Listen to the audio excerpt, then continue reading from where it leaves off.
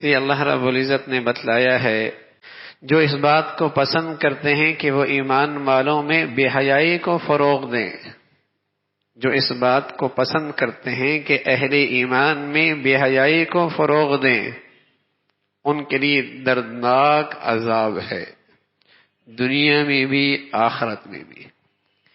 جب یہ قرآن کی آیت اتری تھی تو مدینہ کا منورہ کا ایک محدود معاشرہ، محدود سوسائٹی، ایک مخصوص واقعہ، لیکن اس قرآن کی آیت کی تفسیر بہت وسیع۔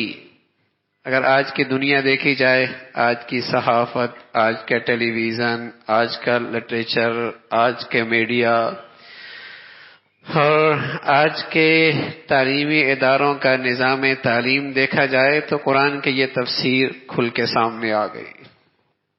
اگر آج کا لٹریچر، آج کا ذرائع ابلاغ، آج کا میڈیا، آج کا ٹیلی ویژن، آج کا ریڈیو، آج کا ناول اور آج کا تعلیمی اداروں کا ماحول دیکھا جائے تو یہ آیت کی تفسیر ایک معجزہ لگتی ہے، یہ آیت ایک معجزہ لگتی ہے۔ اس کا یہ اعجاز ہے کہ اس کی آج تفسیر ساری دنیا بنی ہوئی ہے۔ ان الذین یحبون ان تشیع الفاحشہ، جو لوگ اس بات کو پسند کرتے ہیں کہ ایمان والوں میں وہ بے حیائی کو فروغ دیں۔ جب یہ آیت اتری تھی تو ایمان والوں نے بن دیکھے اس آیت پہ ایمان لایا تھا، بن دیکھے۔ ایک مخصوص واقعہ تھا لیکن اس کی تفسیر اس سے زیادہ وسعت رکھتی تھی۔ بن دیکھے اس آیت پر ایمان لایا، لیکن اب تو ہر گھر، ہر سوسائٹی، ہر بازار، ہر گلی کوچہ اس آیت کی تفسیر بنا ہوا ہے کہ قومی سیاست کے جلسے ہوں اور بدقسمتی سے نام نہاد مذہبی مجالس ہوں، وہاں بھی بے حیائی کو فروغ دینے کی شکلیں اختیار کی جائیں۔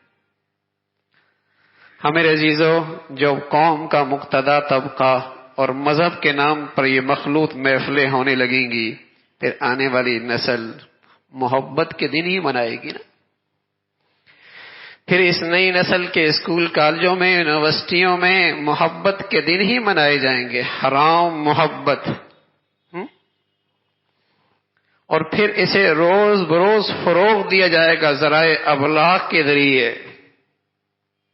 ان الذین یحبون ان تشیع الفاحشہ فی الذین آمنوا لهم عذاب علیم، کہ مسلمان معاشرے میں بے حیائی کو فروغ دینے والا، یہ مسلمان معاشرے کا دشمن ہے،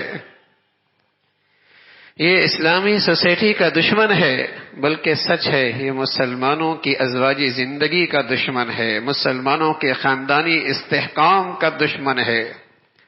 اس لیے کہ جس معاشرے میں بے حیائی فروغ پاتی ہے وہاں میاں بیوی کا اعتماد نہیں رہتا، وہاں بیٹا بھی باپ کا نہیں رہا کرتا اور بیٹیاں بھی ماؤں کی نہیں رہا کرتی، اور وہاں خاندانی استحکام بھی رخصت ہو جایا کرتا ہے، بکھرنے لگتا ہے۔ تو اگر مسلمان معاشرے سے کوئی دشمنی کرنی ہے تو پھر اس معاشرے میں بے حیائی کو فروغ دے دو۔ اگر مسلمان معاشرے کو تباہ کرنا ہے، ان کے گھروں کی زندگیوں کو، ان کے خاندانوں کو، ان کی نسلوں کو، ان میں بے حیائی کو فروغ دے دو۔ اس لیے اللہ نے ایسے لوگوں کے لیے دردناک عذاب کا اعلان کیا ہے کہ یہ اسلامی معاشرے کے دشمن ہیں، بے حیائی کو فروغ دے رہے ہیں۔